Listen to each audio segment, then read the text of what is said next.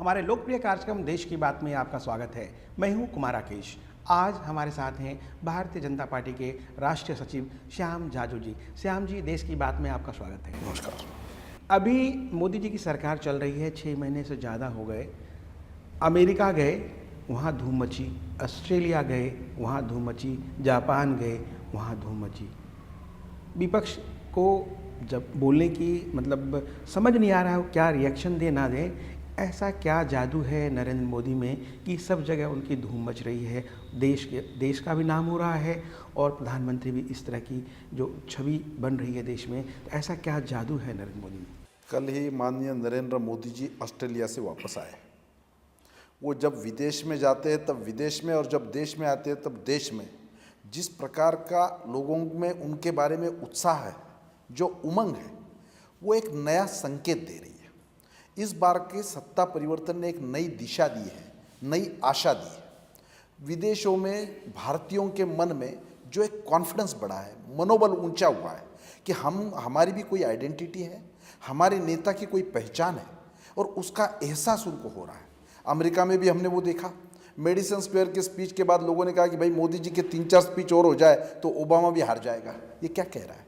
Australia में first time 28 साल के बाद इस देश का प्राइम मिनिस्टर गया। फिजी में भी तो ये देश में रैलीज उनकी आज तक सब विक्रम उन्होंने प्रस्थापित किए थे, नए उच्चांक प्रस्थापित किए। ये तो देश में तो था ही, पर विदेशों में स्पेशल ट्रेन उनके नाम से जा रही है, लोगों में आकर्षण है, और लोग उनको देखने के लिए, उनके साथ फोटो खिंचवाने के लिए ललक पैदा हो गई लोगों में। लेकिन कांग्रेस के लोग कह रहे हैं इवेंट मैनेजमेंट है, ये ऐसा कुछ जादू नहीं है, टोटल प्लान मैनेजमेंट है। मुझे तो लगता है कि भाई देश के राजनीति में, वोट बैंक के राजनीति में जो बोलना वो हम बोले, पर हमारे देश के पंतप्रधान की गरिमा, एक कीर्ति जग में अगर प्रस्थापित होती है तो उसमें कोई कांग्रेसी हो या भाजपाई हो, उसको अपने देश के पंतप्रधान के बारे में गौरव उसको लगना चाहिए, अभिमान उसका बढ़ना चाहिए, उसका सीना भी फूलना चाहिए। ऐसे बातों में राजनीतिक कमेंट करने की जरूरत नहीं है, ऐसा मुझे लगता है। अरे पिछले 6 महीने में करीब 3 बार और 4 बार कुल मिला देखा जाए, पेट्रोल के दाम घटे, डीजल के दाम घटे, लेकिन खाद्यान्न वस्तुओं के मूल्य में कोई गिरावट नहीं देखी जा रही है। इसकी वजह क्या मानते हैं आप? आपने जो उल्लेख किया ये बात सही है कि पेट्रोल और डीजल के दाम काफ़ी गिरे हैं, पर आप देखेंगे तो थोक का मूल्यांक और रिटेल वाला भी मूल्यांक रेट कम हुआ है। ये कोई पहली सरकार होगी कि जिन्होंने 5-6 महीने में इतना अच्छा कंट्रोल कर लिया। आम लोगों को महंगाई से राहत देने में, ये तो बात सही है कि महंगाई का संकट एक रात में खड़ा नहीं होता और एक रात में ख़त्म नहीं होता। इस सरकार ने जिस प्रकार के कदम उठाए तो आम लोगों को राहत मिली है, महंगाई का निर्देशांक कम हुआ है। लेकिन जो कहते हैं नीचे स्तर पे सब्जी के दाम या खाद्यान्न वस्तुओं के दाम, जो खान पान की वस्तुएं हैं, उसके दाम कम नहीं हुए। इसका कारण क्या लग रहा है आपको? कि जो मंत्रालय है, खाद्य आपूर्ति मंत्रालय ढंग से काम नहीं कर रहा है, या वो मूल्य सूचांक पे कंट्रोल नहीं कर पा रहा है? क्या कारण है? ये पीरियड का कंपैरेटिवली पिछले साल से अगर आप कंपैरिजन करेंगे तो ये पीरियड ऐसा ही रहता है जब ये सब्जियों के दाम वगैरह ये ऊंचे रहते हैं। ऐसे एक आध दो अफवाह छोड़ दिए तो सब बातों में सरकार ने अच्छी तरह से कंट्रोल किया है। देश में कहीं भी स्टॉक इकट्ठा जमाखोरी नहीं हो रही है, और कंट्रोल करने में सरकार काफ़ी पैमाने में सक्षम साबित हुई। कांग्रेस का एक नया आरोप है कि अडानी को आपने ऑस्ट्रेलिया में एक भारतीय जो मुद्रा है, जो भारतीय राशि है, उसका एक बड़ा चंक 6,000 करोड़ के आसपास दे दिया वहाँ के माइनिंग के लिए, एक सपोर्ट किया। बड़ा हास्यास्पद आर्गुमेंट कांग्रेस वाले कर रहे हैं, और उसको जनधन योजना से भी जोड़ा है कि भाई आम जनता का पैसा अडानी को दे रहे हैं। कोई भी इंडस्ट्रियलिस्ट को लोन देना ये कोई सरकार का काम नहीं है। बैंक लोन देती है, अभी तक उन्होंने लोन दिया नहीं है, एमओयू साइन हुआ है। इसके बाद सब प्रोसीजर होता है, कागजात होते हैं।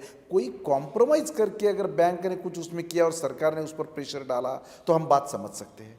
तुरंत पहले ही दिन से इस प्रकार का आर्गुमेंट करके कोई इंडस्ट्रियलिस्ट को बदनाम करना या सरकार पर आरोप करना, ये किसी को शोभा नहीं देता।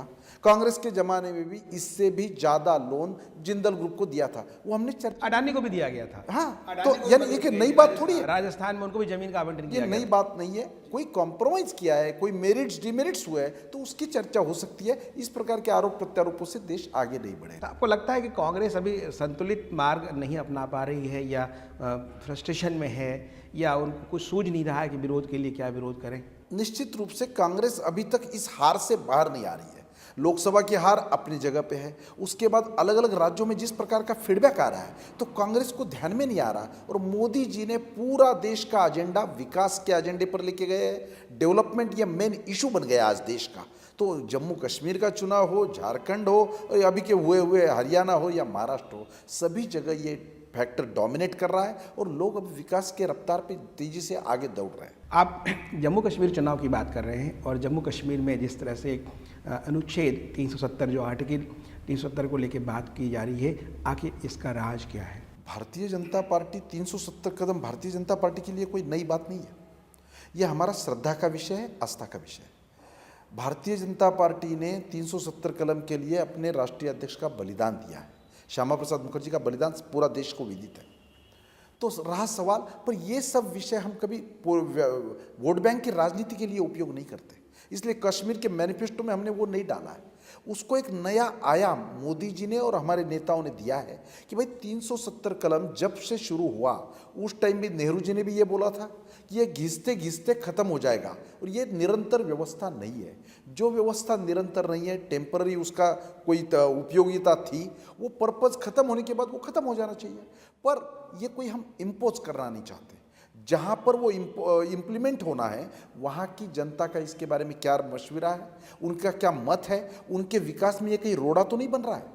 इसलिए हमने कहा कि इस पर बहस जारी होनी चाहिए, लोगों ने चर्चा करनी चाहिए, सेमिनार होने चाहिए और लोगों से ये इवॉल्व होना चाहिए। कश्मीर का डेवलपमेंट ये उससे महत्वपूर्ण है। 370 कलम अगर हटाना पड़ा तो वो हटाना भी चाहिए, अगर वो रोड़ा बनता है तो। आपसे ये चर्चा जारी रहेगी जो जम्मू कश्मीर के बारे में, झारखंड के बारे में। वक्त है एक ब्रेक का, ब्रेक के बाद हम फिर मिलते हैं।